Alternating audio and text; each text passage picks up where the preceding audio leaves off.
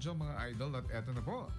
Ibibigay ko na ang ating recipe ngayon. Kung ano ang ating recipe. Nasa garden mo lang ang kinuha nating petsay. Wow, ang petsay. Siyempre, gagawin nating recipe ni Idol Shanti Papi. Ay, Ricardo!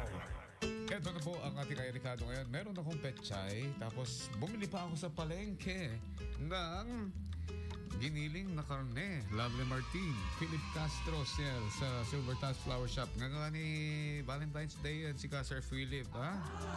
Paadwan, dagit si sabsabong mo. Joke lang.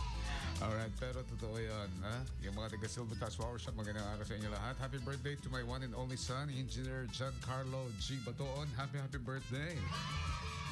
Lovely Martin all the way from Hong Kong. Ayan, magandang araw sa inyo lahat mga idol. Ito na yung ating mga sangkap ngayong araw. Okay, kailangan natin ng pechay.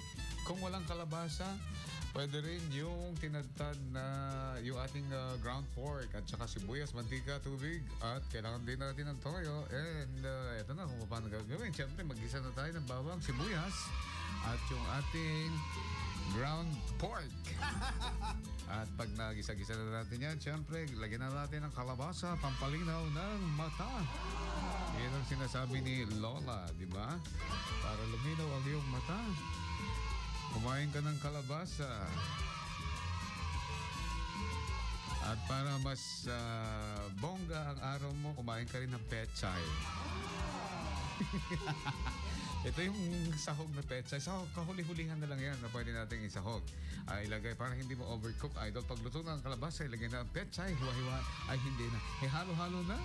At ito na ang masarap natin. Ngayon, recipe ni Idol Shanti Papi. Ginisang pechay na may kalabasa at saka may giniling.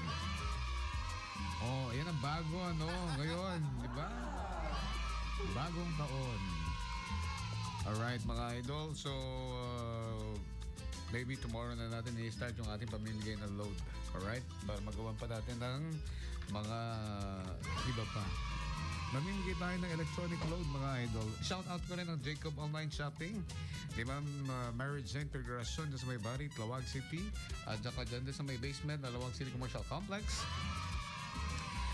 At Jacob Lechon, ayan, shout out kay Charles Cabusas at saka sa mga kasama niya ngayon. So ayan na, basically ang ating iRicado mga idol. At ayun nga, eto yung ating, kung gusto nyong magkaroon ng radyo, bibigyan namin kayo ng radyo.